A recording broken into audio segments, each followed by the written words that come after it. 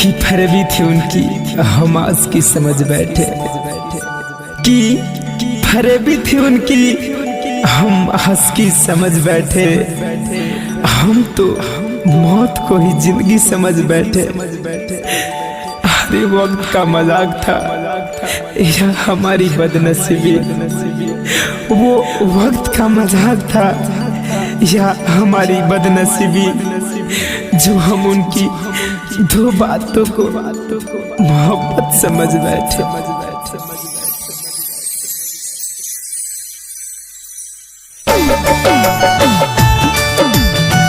Music by Shiv Manmohan.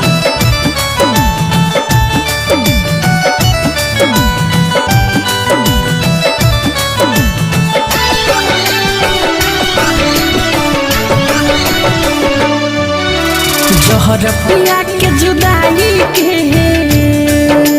हो जहर पिया के जुदाई के जियल कैलू मुश्किल, खून के आंसू हमार रोता दिल, खून के आंसू हमार रोता दिल। हम घुट घुट के जिहिल तुहरा हो तन तन को फील, हम घुट घुट के जिहिल तहरा होता न तन को फील। खून के आंसू हमार रोता दिल है, खून के आंसू हमार रोता दिल।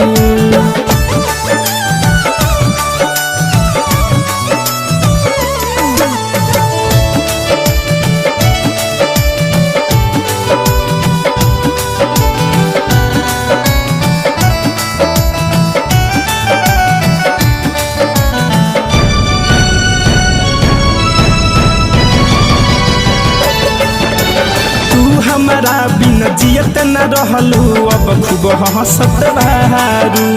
कवन कारण आज नागिन बन के हमारा के डहसत बहारू।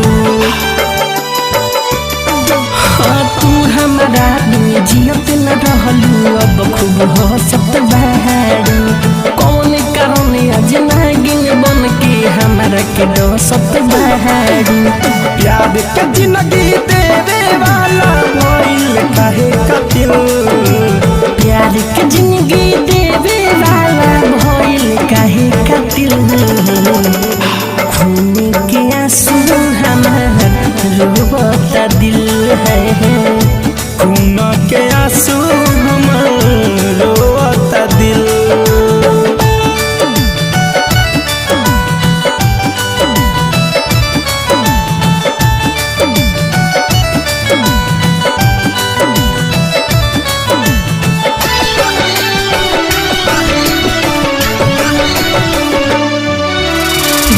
के बोझा माथ पले के हमरे जैसे ढोआबू, हम जितना आज रोतानी तू एक दिन रोआबू।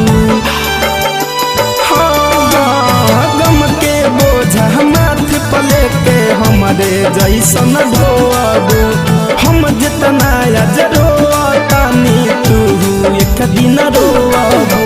महेश परदेसी मिठू के कोइल मोहब्बत मुकुंद मणि धनंजय के कोइल मोहब्बत। खून के आंसू हमर रोता दिल है, खून के आंसू हमार रोता दिल। हम घुट घुट के जिहिल तुहरा हो तन तन को फील, हम घुट घुट के जिहिल तहरा होता न तन को फील। खून के आंसू हमार रोता